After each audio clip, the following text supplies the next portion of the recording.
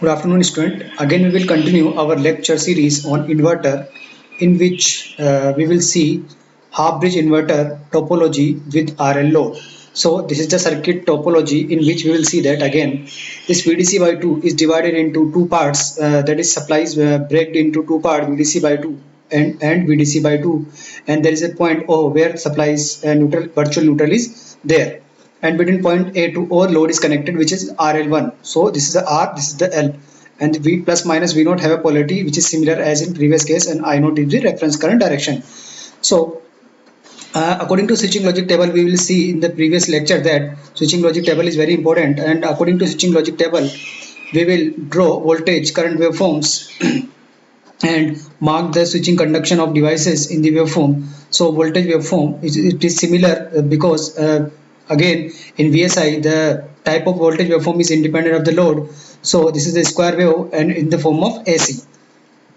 Now current waveform, we will have to draw the current waveform. So we all know that as the thyristor is provided with the gating sequence or gate pulse, then the DC excitation is applied to a RL load.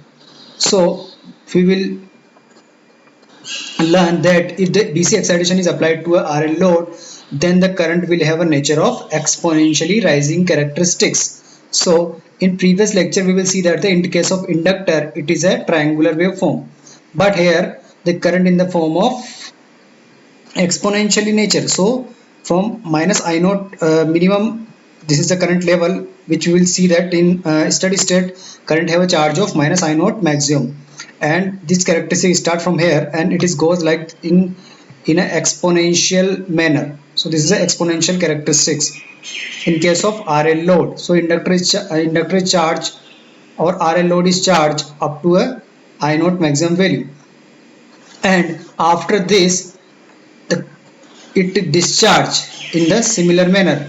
So if it is discharged, then it is exponentially decreasing characteristics. So it is exponentially decreasing characteristics. So see, voltage across the load will be independent of the load current for the any kind of load. This is the switching logic table which is similar as in case of previous case. So if voltage and current are positive, S1 will be conducting. In first case from 0 to T by 4, the here thyristor from 0 to T by 4 the voltage is positive and current is negative. So there is a current is negative. So voltage positive, current negative. Then it is a case of diode D1. So we write diode D1 to be conducting from 0 to T by 4, and after T by 4 voltage positive, current is also positive. So voltage positive, current positive, so switch S1 over thyristor T1 is conducting between this duration T by 4 to T by 2. So the inductor will be charged up to a I naught maximum value, and after this see a diode D2, because voltage is negative after from T by 2 to T by 3 T by 2 to 3 T by 4 voltage negative, current is positive. So voltage negative, current positive, voltage negative, current positive. This is a case of diode D2. So mark diode D2 to be conducting from T by 2 to 3 T by 4, and after this thyristor T2, or we can say that switch S2 is conducting. But we start the waveform from some angle phi. In case of pure inductive load, we will lag the current waveform, or we will shift the current waveform from pi by 2.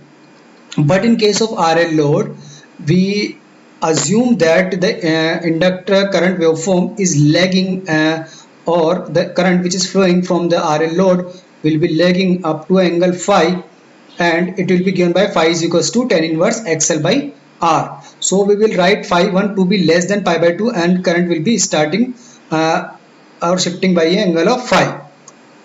So starting from phi, then after this it is a pi plus phi. So again it will complete one cycle at a 2 pi watt time total switching time period of T. By controlling the switching time period, or T equals to 1 by f switching frequency, will control the output voltage of the inverter. Now we will interested in the fundamental component of the switch current waveform.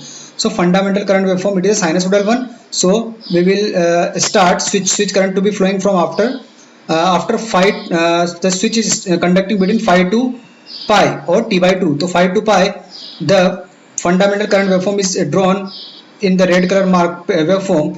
So up to this level of S1 will be conducting. So it will be up, S1 will be conducting in a sinusoidal fashion up to a certain magnitude, and it will stop conducting.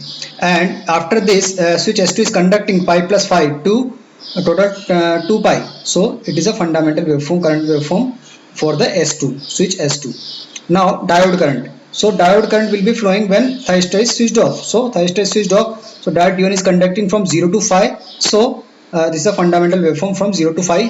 It is similar as in case of in case of output current waveform from 0 to phi. This negative part of the fundamental current waveform is drawn for diode D1, and after pi plus phi or we can say that pi to pi plus phi, diode D2 is conducting. So for pi to pi plus phi, diode D2 is conducting. So this fundamental component, which is from upper part, it will be drawn like this in the diode current waveform. So it is a fundamental components, and these are in the form of a sinusoidal component of 50 Hz frequency.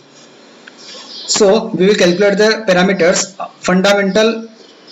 So output RMS value of voltage across the load, output RMS value of voltage across the load, it is equals to VDC by 2, because we see that our voltage waveform will not change. So in case of R and L load, output RMS equals to VDC by 2, and same here VDC by 2. Each diode is conducting from up to a phi, because we sub 0 to phi, diode D1 is conducting, and from pi to pi plus phi, again it is a duration of pi. So each diode is conducting for angle of phi, and phi is given by tan inverse XL by R, and each thyristor is conducting from phi to pi. It is a duration of pi minus phi. So each thyristor is conducting, or switch is conducting from pi minus phi duration.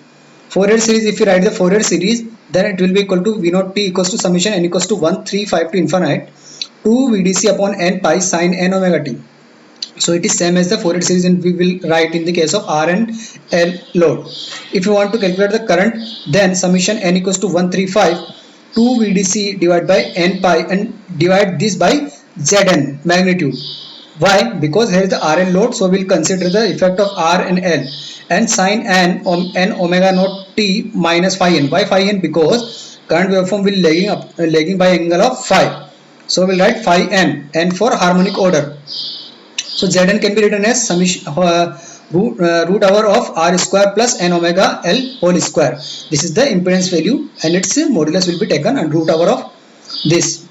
And phi n equals to n into tan inverse omega naught L by R. So this is a frequency component of n omega. So n will be taken outside, and n into tan inverse omega n tan inverse omega L by R we will write in the case of phi n. So phi n is the phase angle of current of nth harmonic component.